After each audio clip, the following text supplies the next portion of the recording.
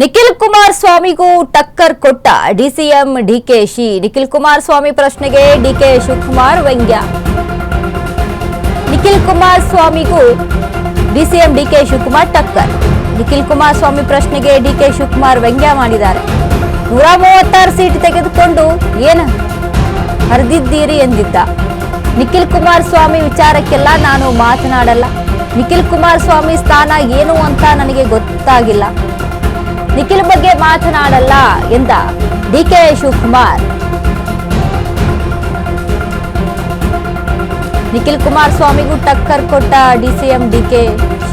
ನಿಖಿಲ್ ಕುಮಾರಸ್ವಾಮಿ ಪ್ರಶ್ನೆಗೆ ಡಿಕೆ ಶಿವಕುಮಾರ್ ವ್ಯಂಗ್ಯ.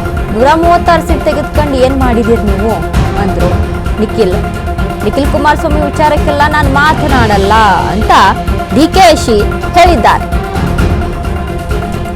ಇನ್ನು ನಿಖಿಲ್ ಕುಮಾರಸ್ವಾಮಿ ಸ್ಥಾನ ಏನಂತ ನನಗೆ ಗೊತ್ತು, ಅದ್ರ ಬಗ್ಗೆ ಎಲ್ಲ ಮಾತನಾಡೋದಕ್ಕೆ ಹೋಗಲ್ಲ ಅಂತ ಹೇಳ್ತಾ ಇದ್ದಾರೆ. ಈಗಾಗಲೇ ನಿಖಿಲ್ ಕುಮಾರಸ್ವಾಮಿ ಒಂದು ಸ್ಟೇಟ್ಮೆಂಟ್ ಅನ್ನ ಕೊಟ್ಟಿರ್ತಾರೆ. ಡಿಕೆ ಶಿವಕುಮಾರ್ಗೆ ಒಂದು ಈ ಸೋಷಿಯಲ್ ಮೀಡಿಯಾದಲ್ಲಿ ಒಂದು ಪೋಸ್ಟರ್ ಅನ್ನ ಸಹಿತ ಹರಿಬಿಟ್ಟಿದ್ರು.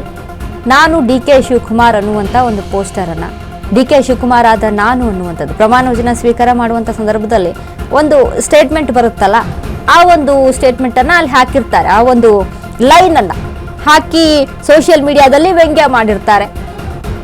ಹಗಲುಗನಸು ಏನು ಡಿಕೆ ಶಿವಕುಮಾರ್ ಅವರ ಹಗಲುಗನಸಿದೆಯಲ್ಲ, ಅದನ್ನ ಮೊದಲು ಅವ್ರು ನನಸು ಮಾಡ್ಕೊಳ್ಳಿ ಅಂತ.